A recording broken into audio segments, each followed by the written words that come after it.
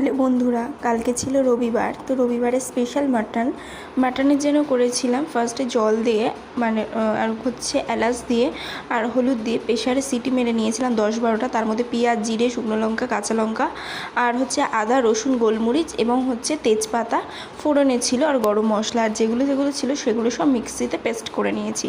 তারপরে কড়াইতে তেল দিয়ে আলুটাকে ভালো করে ফ্রাই করে নিলাম। ফ্রাই করে নেওয়ার পরে এবার সুন্দর করে ফ্রাই করে নেওয়ার পরে গোটা গরম মশলা একটু তেল দিয়ে দিলাম, তার সাথে দিয়ে দেবো সমস্ত গোটা গরম মশলাগুলো ভালো করে ভাজা হয়ে গেলে একটুখানি পেঁয়াজ ভালো করে পেঁয়াজটাকেও ফ্রাই করে নেবো।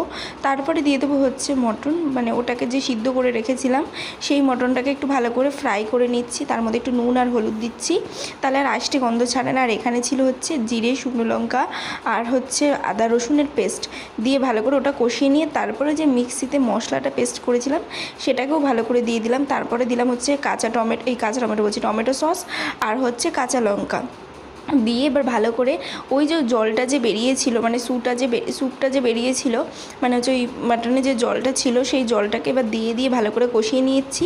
এর মধ্যে দিচ্ছি বন্ধুরা নুন, হলুদ আর হচ্ছে কাঁচা লঙ্কা দিয়েছি আর একটুখানি রেড চিলি পাউডার দিয়েছি। আর টমেটোটা ভুলে গেছি, স্কিপ করে গেছি ওটা। তো টমেটো তোমরা দেবে, না হলে টেস্ট লাগে না। তারপরে পরিমাণ মতন জল দিয়ে দিচ্ছি, দিয়ে ভালো করে মটনটাকে ফুটিয়ে নেব, ভালো করে কষা করে নেব। তো সেদিনকার কষা হয়নি, সেদিনকার একটু ঝোলঝোলি করা হয়েছে গরম গরম ভাত দিয়ে খাওয়ার জন্য। তারপরে পরিমাণ মতন বেশি করে একটু জলটা বেশি হয়ে গেছিলো বলে ভালো করে ফুটিয়ে নিচ্ছিলাম।